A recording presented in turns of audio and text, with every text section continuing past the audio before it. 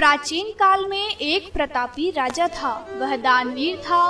वह हर बृहस्पतिवार को व्रत रखता था और गरीबों को दान देता था। लेकिन राजा की रानी को यह बात पसंद नहीं थी। वह न तो व्रत करती थी और न ही दान करने देती थी। एक दिन राजा शिकार करने जंगल निकला। रानी अपनी दासी के साथ घर पर ही थी। उसी समय गुरु बृहस्पति देव साधु का रूप धारण कर राजा के दरवाजे पर भिक्षा मांगने आए। लेकिन रानी ने साधु को भिक्षा देने की बजाय टालती रही। साधु ने दोबारा भिक्षा मांगी।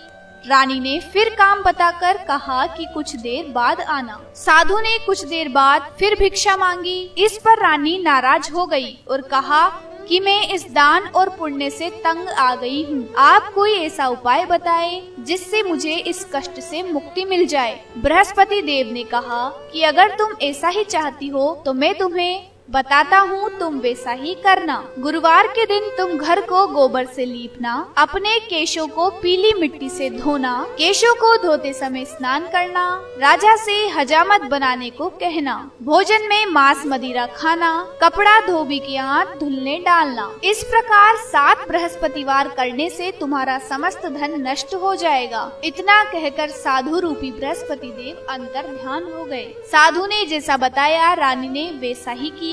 3 गुरुवार बीतते ही रानी राजा की समस्त संपत्ति नष्ट हो गई। यहाँ तक कि भोजन के भी लाले पड़ गए। घर की ऐसी स्थिति देख राजा दूर देश कमाने चला गया और घर में रानी अकेले रह गई। रानी ने एक दिन अपनी बहन के पास अपनी दासी को भेजा और कहा कि वहाँ से कुछ मांग ला जिससे घर का काम चल सके। उस दिन गुरुवार था और रानी की बहन बृहस्पति व्रत कथा सुन रही थी। रानी की दासी वहाँ पहुंचकर और रानी की सारी व्रथा सुनाई। लेकिन रानी की बहन ने कोई जवाब नहीं दिया। ऐसा देखकर रानी की दासी वहाँ रुके बिना ही वापस चली आई। दासी ने रानी को सारी बात बताई और कहा कि आपकी बहन ने किसी प्रकार की मदद नहीं की। उधर रानी की बहन कथा सुनकर और पूजन समाप्त करके अपनी बहन के घर आई और कहने लगी, बहन मैं बृहस्पतिवार का व्रत कर रही थी। तुम्हारी दासी मेरे घर आई थी, परंतु जब तक कथा होती है जब तक न उठते हैं और नहीं बोलते हैं, इसलिए मैं नहीं बोली। कहो दासी क्यों गई थी?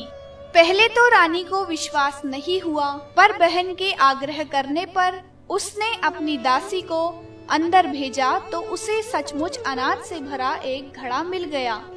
यह देखकर दासी को बड़ी हैरानी हुई। दासी रानी से कहने लगी, हे रानी, जब हमको भोजन नहीं मिलता तो हम व्रत ही तो करते हैं, इसलिए क्यों न इनसे व्रत और कथा की विधि पूछ ली जाए ताकि हम भी व्रत कर सकें। तब रानी ने अपनी बहन से बृहस्पतिवार व्रत के बारे में पूछा। उसकी बहन ने बताया, बृहस्पतिवार के व्रत में चने की दाल और मुनक्का से विष्णु भगवान का केले की जड़ में पूजन करें तथा दीपक जलाएं।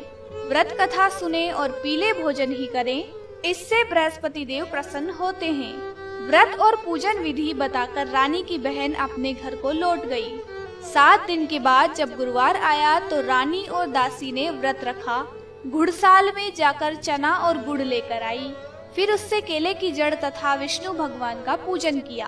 अब पीला भोजन कहाँ से आए, इस बात को लेकर दोनों बहुत दुखी थे। उन्होंने व्रत रखा था, इसलिए बृहस्पति देव उनसे प्रसन्न थे। इसलिए वे एक साधारण व्यक्ति का रूप धारण कर 2 थालों में सुंदर पीला भोजन दासी को दे गए।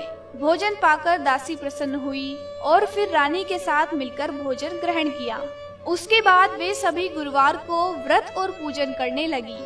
बृहस्पति भगवान की कृपा से उनके पास फिर से धन संपत्ति आ गई, परंतु रानी फिर से पहले की तरह आलस्य करने लगी। तब दासी बोली, देखो रानी, तुम पहले भी इस प्रकार आलस्य करती थी। तुम्हें धन रखने में कष्ट होता था, इस कारण सभी धन नष्ट हो गया।